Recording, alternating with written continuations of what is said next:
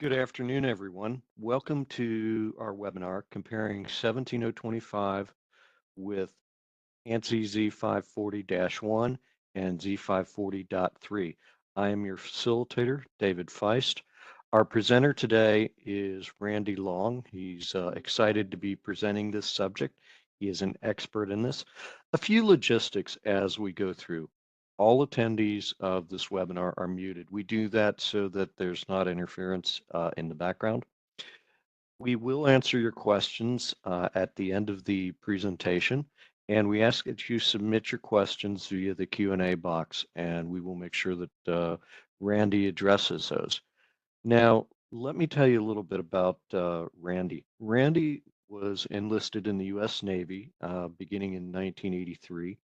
He went through the Navy's Advanced Electrical and Electronic Measurement School and graduated at the top of his class. He had a one-man laboratory in New Zealand where he earned 3 consecutive Outstanding Activity Awards. Randy is one of our accreditation managers at the ANSI National Accreditation Board, otherwise known as ANAB. His responsibilities are calibration laboratories and EMC testing laboratories and inspection bodies. He's undergone extensive 17011 training and has taken on responsibilities for APAC and IAAC peer evaluations of other accreditation bodies. Randy also participates in several standards development organizations, including NCSL, ASME, ASTM, etc. He is a well-rounded, well-versed expert in this field. So please, along with me, welcome Randy Long. Randy, I'm handing the presentation duties to you. Thank you, David, and good afternoon, everyone, or whatever time of day is where you're at. I'm going to go ahead and stop my video so we don't have too much of a bandwidth issue.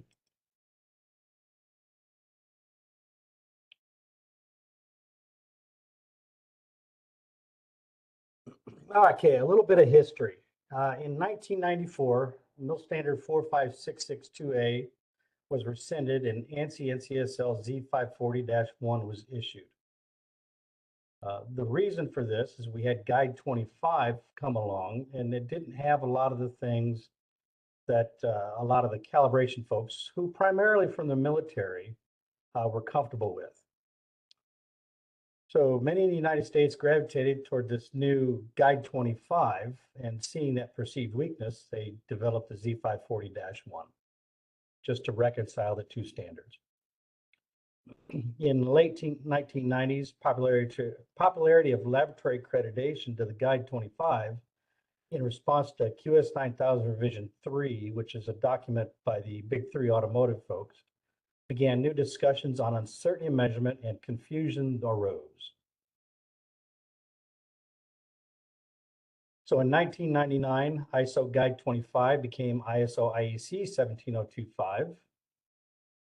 Many laboratories drifted away from the MIL standard and focused on the Guide 25, where there is no specific criteria existing to determine process capability for desired measurements other than a customer's needs, which often weren't very well known. Industry trends toward downsizing and outsourcing moved calibration and commercial laboratories and purchasing responsibilities away from technical and engineering personnel, who we used to go to.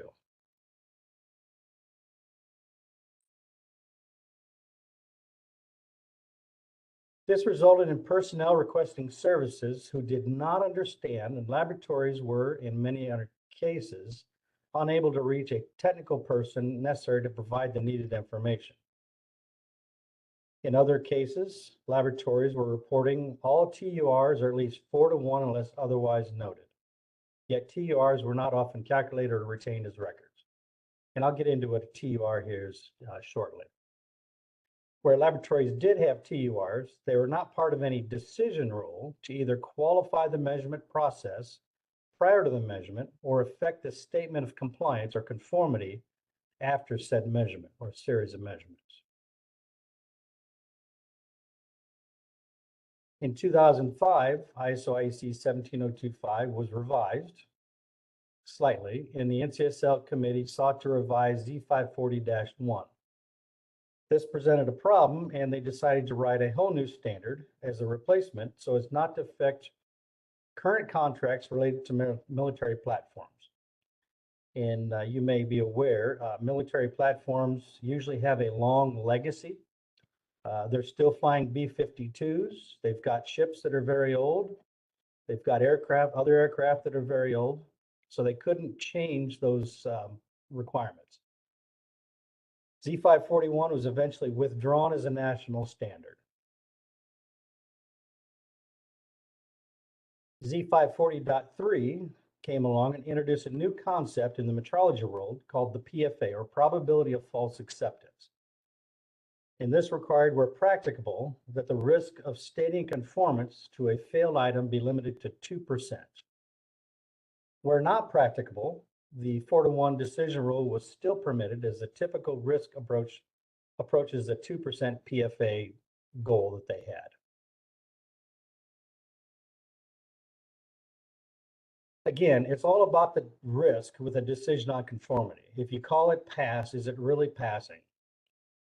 In 2017, ISO IEC 17025 was revised again, and the SASL committee reviewed the standard against Z540.3. The group took the decision to withdraw Z540.3 as a national standard, as 17025 now expressly required a decision rule for a statement of conformity. The consensus position was that the language in 17025 was sufficient and that decision rules taken by laboratories would be accepted by customers. So that's where we are today. And again, it's all about risk with those decisions. In the meantime, NCSL has met to discuss a new Z540, but has taken a different path. They are currently participating in ISO 10012 working group,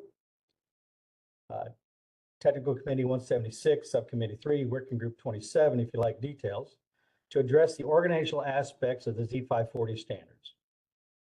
ISO 10012 is still currently in committee draft. We're hopeful that a draft international standard may be available later this year, or probably more likely Q1 in 2024.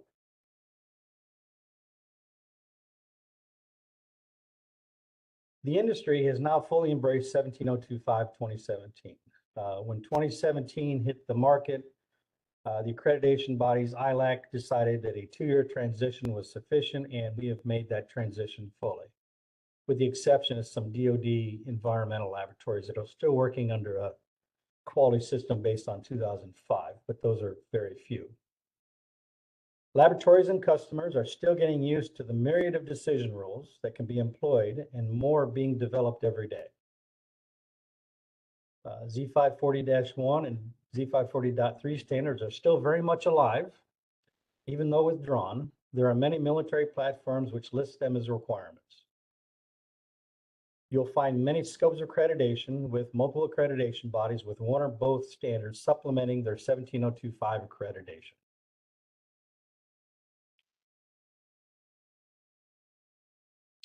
So in practice, former versions of 17025 simply stated that when a statement of conformance is made, uncertainty shall be taken into account. Many labs have opted for what they call a simple acceptance decision rule, even though this did not meet the spirit of the standard. This was also called shared risk in the industry, and also an ILAC G8. So you can see here in the image, we have an acceptance interval and we have a tolerance level that are the same. If this is the nominal value here to the left, we have this gray band of where we would accept that result.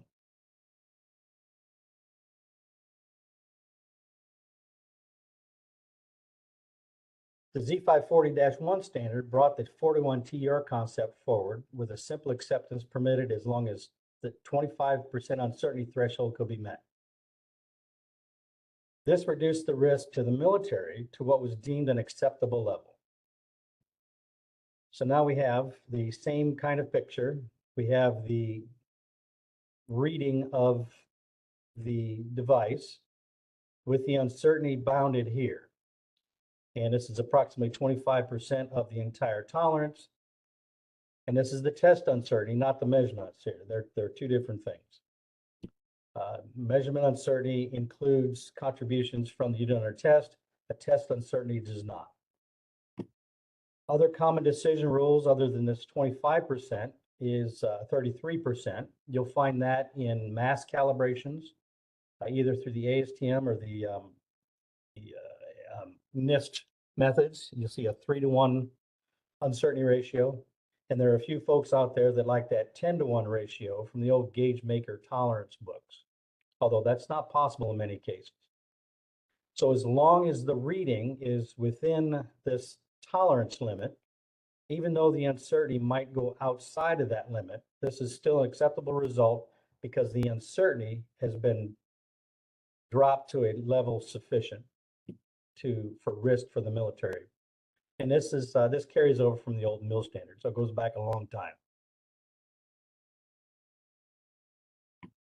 The Z540 standard brought a PFA under 2% concept to industry. And this reduced the risk to a quantifiable value rather than just a percentage of the tolerance. The military services has large populations of instruments in which probabilities can reasonably be estimated. Military services and NASA in particular was a proponent of this 2% PFA concept. Commercial laboratories have either retained their 4-to-1 TUR approach or reduce acceptance limits to ensure false acceptance reduced to 2%. The problem with estimating probabilities of 2% in a commercial calibration laboratory is they have very small populations. Estimating probability on equipment that they don't particularly own or know anything about is problematic because it's not a real good population. Many labs will employ what we call a guard band, which effectively reduces the acceptance limits. Now, in this image here, you see the tolerance limit, and then you see an acceptance limit that's been reduced by the amount of the uncertainty. This is called the guard band. So we've got the nominal value here to the left. We have the gray band where things are acceptable. And as long as the results are within that band there, you can make a statement of conformance. Within the guard band, some people will treat this as a conditional accept or an indeterminate. You may have heard that term. And then some laboratories or some customers will look at this conditional reject, thinking that perhaps the uncertainty brings it back down under the tolerance. And then above the tolerance level plus the guard band, that would be a strict rejection there. The conditional or indeterminate area, like you can see here, can either be one-sided or two-sided. Selling somebody on the conditional, though, can be problematic because a lot of folks don't understand it. A more typical approach is to guard band of the one-sided approach, as most customers would reject the idea of conditionally rejecting beyond the tolerance limit. So this is a simpler approach to where you don't consider anything beyond the tolerance limit, but you're still truncating that acceptance to an acceptance level below the tolerance level by a factor of the uncertainty.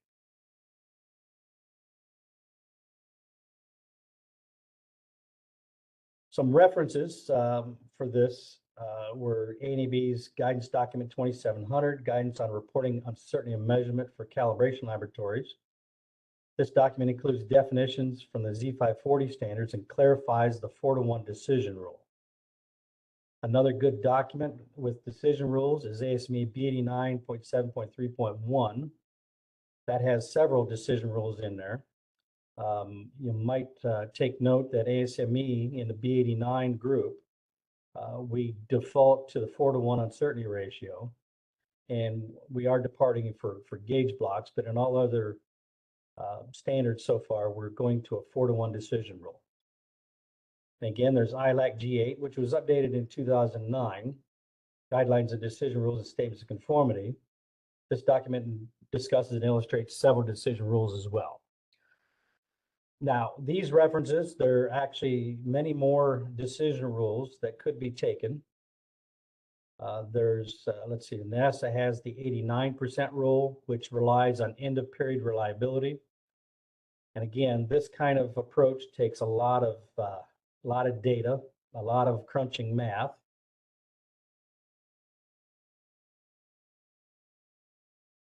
Let's see, there's, I think I went through all my slides, David.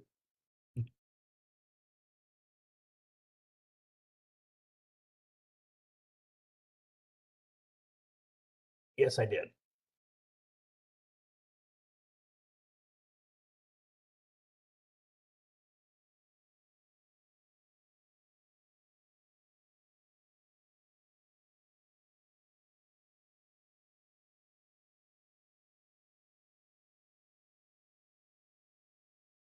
Okay, Randy, that's been very interesting.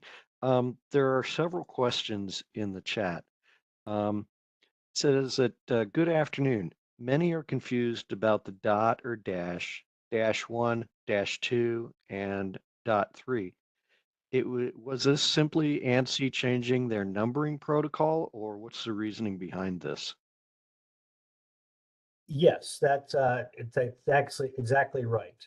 They changed the numbering protocol from dots to dashes, or dashes to dots rather. Z540-1 was, as described, to fill the gap between MIL standard 45662A and Guide 25. Z540-2 was American adoption of the Guide to Uncertainty of Measurement, or the GUM, which is actually freely available as JCGM 100 from the BIPM. And then in Z540.3, you see the dot instead of the dash.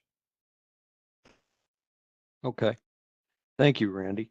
There's another comment here. I like to say that both Z540 standards produce statistically good comparisons that place the risk on the lab. 17025 simply provides data and uncertainties, and the risk is on the customer to decide if the comparison is suitable for them. That comes from Evan, who I'm assuming is Evan Dowdy.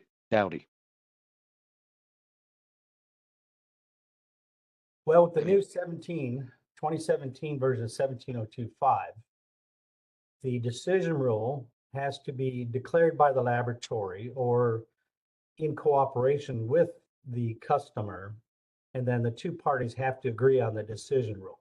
So the risk lies wherever the risk will lie, depending on what decision rule is taken by both parties. Perfect. Another question. Why did 17025 not address uncertainty initially? You mentioned that in your presentation. The standard initially did talk about uncertainty in measurement. It didn't necessarily require reporting the uncertainty. And it just vaguely said that uncertainty shall be taken into account when making a statement of conformance. Nobody really knew what that meant, although I believe the writers of the standard, even though it was an infant standard, figured there would be a decision rule. I'm not sure that language was well crafted at that point in time, but the requirement was there. It was just very, very loose. Okay. There's another question that they wanted you to expand upon. What is the ISO 10012 that you mentioned is being worked on? Could you detail that a little further? Well, give me a moment here.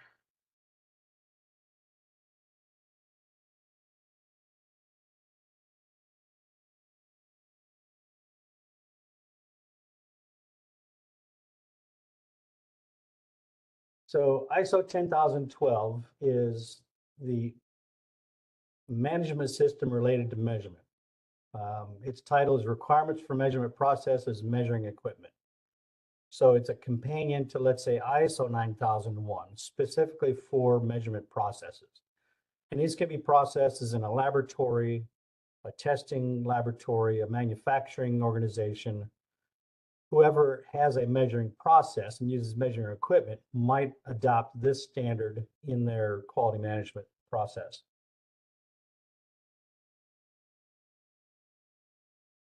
Okay.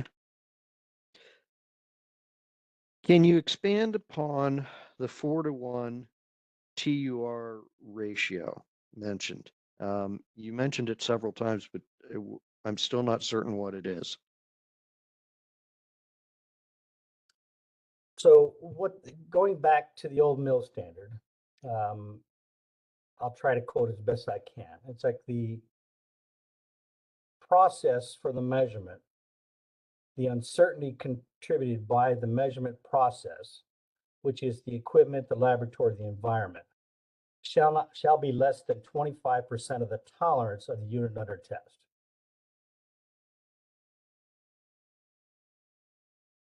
So you figure if someone's going to measure or calibrate, let's say a weight, the laboratory has a set of masses they use as reference standards.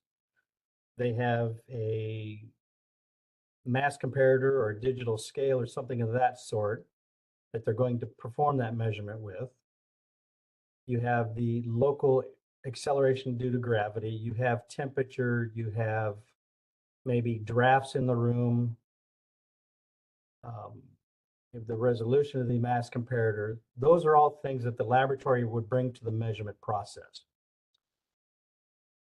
And perhaps even the reproducibility or repeatability of the technicians performing the work. The only thing the unit under test brings to that in the measurement uncertainty would be maybe its characteristics. Maybe it's got a slight bit of magnetism in that case. So the test uncertainty wouldn't include the mass contributor, but it would include all the others. It's probably better illustrated in a measurement device. So let's take the opposite approach, and let's say we're going to calibrate a balance. The laboratory has the environment. They have their reference masses. They have personnel skills, if you will. And that would create the test uncertainty. On the measurement uncertainty side, you would have the resolution of the balance that you're calibrating to estimate the measurement uncertainty, but that wouldn't be part of the test uncertainty. The test uncertainty, again, is what the laboratory brings to the table. And this gets a little more problematic if they're doing on-site work like they might for a scale or a balance. But in the laboratory, you got better control of the environment. Perfect. Thank you for a complete answer. There's a question.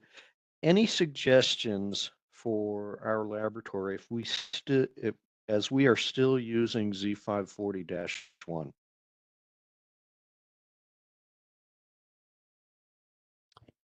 Suggestions, if you're employing Z540-1, it would be important to develop your test uncertainties and have those as records, and then be able to compare that uncertainty, that test uncertainty, with any devices that come in the door, so that you can compare that specification to that in order to develop that actual test uncertainty ratio. Now, where test uncertainty ratio doesn't meet the 4-to-1, then it's time for a discussion with your customer as to how to approach that. And maybe you take a guard banding approach where you drop the tolerance by some levels to a smaller acceptance level in order to make a statement of conformance.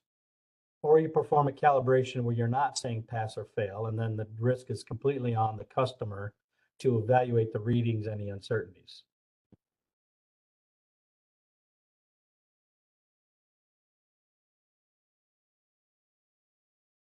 It looks like we've got one last question here, Randy.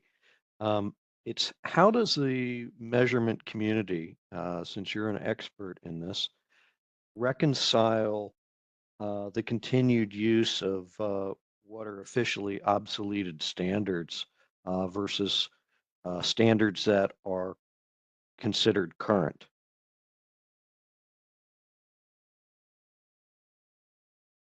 The reconciliation is really not a concern Because if a customer wants something calibrated and they invoke Z540-1 in their requirements, the laboratory has to answer that somehow. The fact that these still live in military contracts, many folks decide to go ahead and go through those supplemental requirements so that their assessment includes the Z540-1 or both standards. And we have supplemental programs to deal with these because, in fact, they are still alive. They're withdrawn. They're not going to be revised, but they are still alive as requirements in contracts.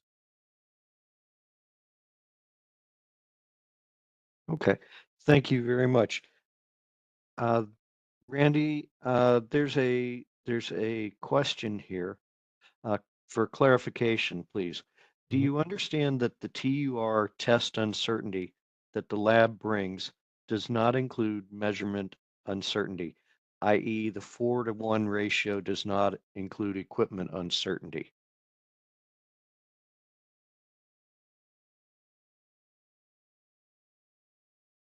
So again, a test uncertainty is the uncertainty of a test or a process. The item being tested or calibrated is separate because the measurement hasn't happened yet. A test uncertainty is estimated before a measurement occurs. It's the whole process, it's the procedure, it's the laboratory. I've seen many folks try to determine a ratio and they use the measurement uncertainty instead. And when you have an indicating device, everything falls apart. With artifacts like masses, gauge blocks, things like that, it works well because there is no resolution in the unit under test. Resolution being a major contributor in typical uncertainty budgets. I don't know if I answered the question or not. I think so. I think so. There is a comment in the questions here from Evan. I think it was in response to your last statement that this is done to maintain historical data comparisons or trend data. It can be used this way, yes. Okay. All right. That looks like all the questions that we have. I want to thank the attendees for being here. I want to thank Randy for this. Oh, no, one more. Can you explain further the measurement uncertainty and test uncertainty?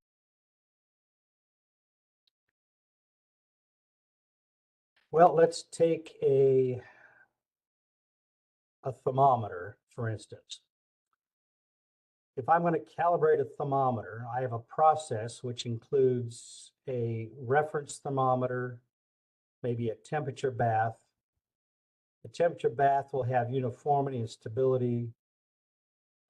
It'll have the reference probe itself will have a long-term uncertainty or drift over time that I'm going to add in. It's going to have resolution of my indicator.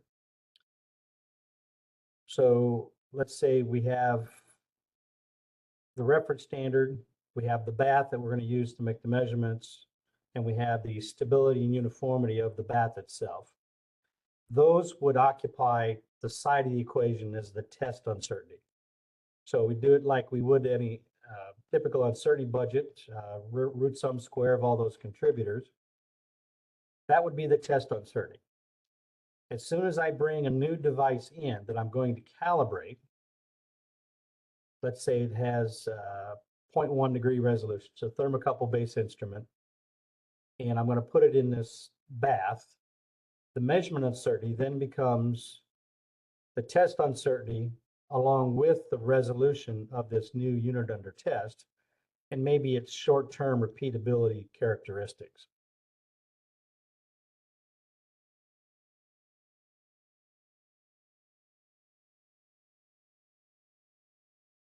Okay. All right. Randy, I believe that is the end of the questions. I want to say thank you to everyone present. Oh, I want to say thank you, Randy. Randy, do you have any closing comments that you'd like to give? I'm available if anybody has further questions. The ANAB guidance document 2700 is a pretty good document to use as a reference, and it doesn't cost anything. I can be reached at, you can go on our website if you have questions directly for me. You can find my name and phone number and email address there. Thank you for all attending. Thank you, Randy. Goodbye, everyone.